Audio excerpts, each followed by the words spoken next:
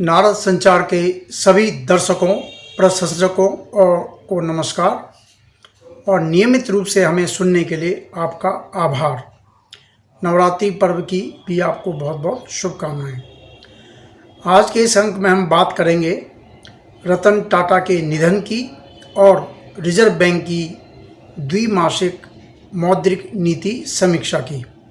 इससे पहले कि वीडियो को आगे बढ़ाएं, कृपया चैनल को लाइक, शेयर और सब्सक्राइब कर दें। चैनल को शेयर ज़रूर करें और अपनी बात भी कमेंट बॉक्स में जाकर ज़रूर कहें। आर्थिक जगत के प्रतिष्ठित समाचार पत्र इकोनॉमिक टाइम्स ने लिखा है, भारत ने अपना रत्न खो दिया। 86 वर्ष के रतन टाटा अब नहीं रहे। 1937 में उनका जन्म हुआ और 2024 में निधन। टाटा के टाइटन अब इस दुनिया में नहीं रहे। बड़ी उम्र और बीमारी के चलते मुंबई के ब्रीच कैंडी अस्पताल में उन्होंने बुधवार को अंतिम सांस ली। आप सभी जानते हैं कि रतन टाटा ने देश के सबसे बड़े उद्योग समूह टाटा समूह का 30 साल से भी अधिक समय तक नेतृत्व किया। टाटा की बसें, टाटा के ट्रक, टाटा की नई कारें, टाटा स्टील, टाटा चाय, टाटा नमक, टाटा संपन्न दालें, मसाले, टाटा की घड़ियाँ, टाइटन वॉच, टाटा एयरलाइंस, पहले विस्तारा शुरू किया, अब एयर इंडिया भी उनकी है, Tata construction, Tata software, Tata communication और बिजली क्षेत्र में भी टाटा कहाँ तक नाम गिनाएं। टाटा समूह हमारे जीवन के हर क्षेत्र से जुड़ा है और इसमें जो है रतन टाटा की बहुत बड़ी भूमिका रही है। रतन टाटा 30 से अधिक कंपनियों का संचालन, निर्देशन करते रहे हैं। दुनिया के 100 से अधिक देशों में उनकी कंपनियां काम कर रही हैं, लेकिन देश दुनिया के अरबपतियों की जो समय समय पर सूची आती है उसमें टाटा का नाम हमने कभी नहीं पढ़ा।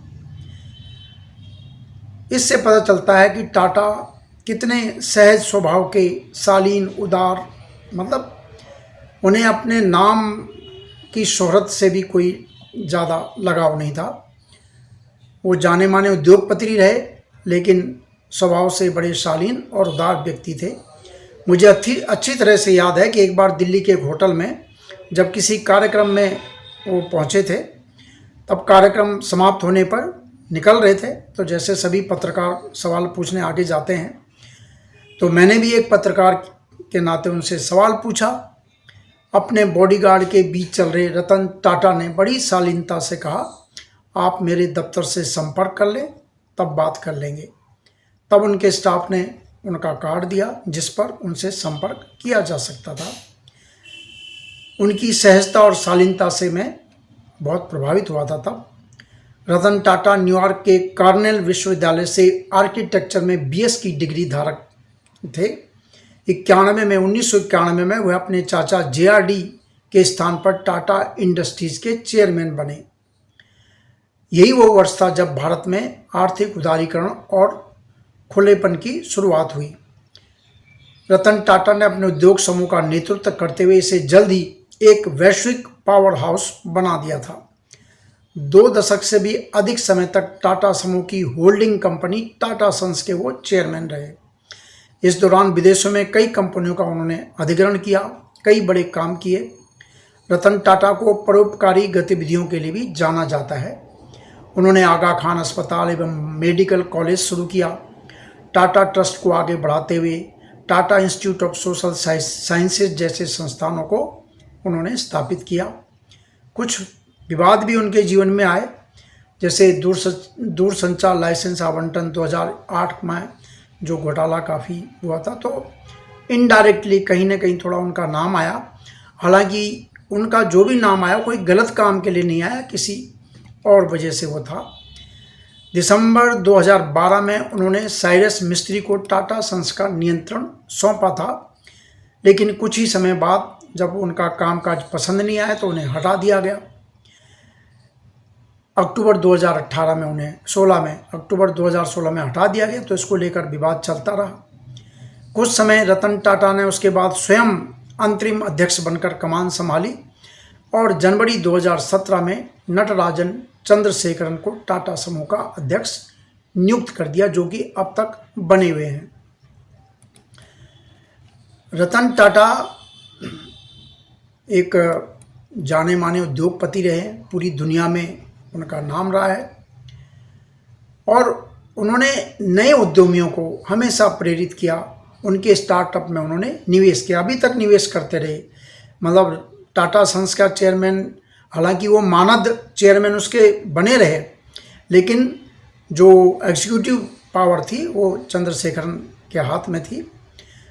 तो रतन टाटा नए उद्यमियों को प्रेरित कर रहे थे। उनके स्टार्टअप में उन्होंने कई स्टार्टअप में निवेश किया और रतन टाटा के बारे में कहने को तो बहुत कुछ है, लेकिन वो कहते थे कि जीवन में उतार चढ़ाव हमें आगे बढ़ने के लिए प्रेरित करता है।